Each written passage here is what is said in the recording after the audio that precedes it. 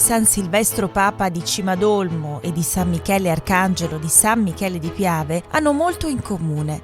Fanno parte del medesimo territorio, la loro ubicazione è cambiata nel tempo a causa delle esondazioni del Piave ed entrambe sono state riedificate per l'ultima volta negli anni '20 del Novecento, seppur con esiti stilistici differenti. Nel caso della parrocchiale di Cimadolmo ci troviamo di fronte ad un edificio eclettico dai molti elementi neoromanici, ad esempio il protiro ed il rosone in facciata. L'interno invece è scandito da paraste con capitelli corinzi e dall'apertura delle cappelle laterali sulla luminosa aula unica. Le opere presenti costituiscono un'interessante finestra sull'arte del Novecento, come la Sant'Anna con Maria Bambina in controfacciata, scultura del 1917 di Vittorio Celotti e dono della Pia Unione delle Madri Cristiane. Oppure la pala dell'altar maggiore ad opera di Luigi Cima del 1927 che rappresenta la Madonna Assunta e Santi, il cui cartone preparatorio è conservato presso la parrocchiale di Villa di Mel, luogo d'origine del pittore. Accanto a queste espressioni della contemporaneità spiccano alcune opere provenienti dalla chiesa precedente, danneggiata dal crollo del campanile nel 1917.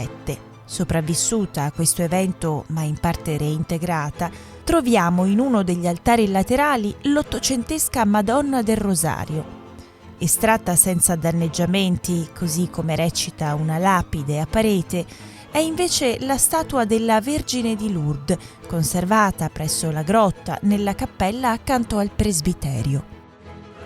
La parrocchiale di San Michele di Piave si distingue invece per la pianta centrale di ispirazione classica, con pronao in facciata sormontato da un timpano.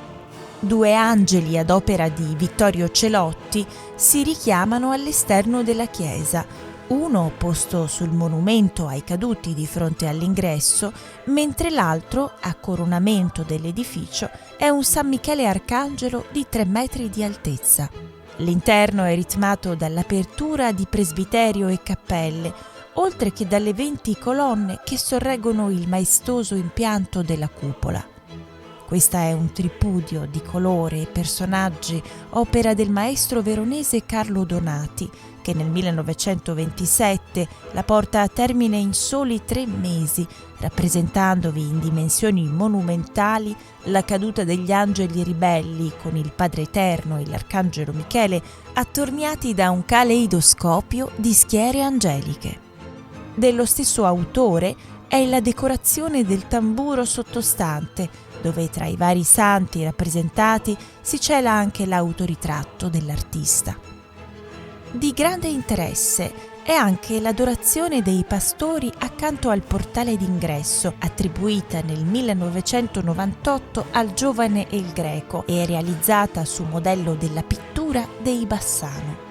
Sempre all'inizio dell'aula si trova un altro manufatto importante, un'acquasantiera cinquecentesca dalla chiesa precedente che con la sua presenza silenziosa ci invita a non soffermarsi solo sulle opere prestigiose e monumentali, ma anche a scovare quei gioielli di fede e devozione quotidiana di cui le nostre chiese sono scrigni preziosi.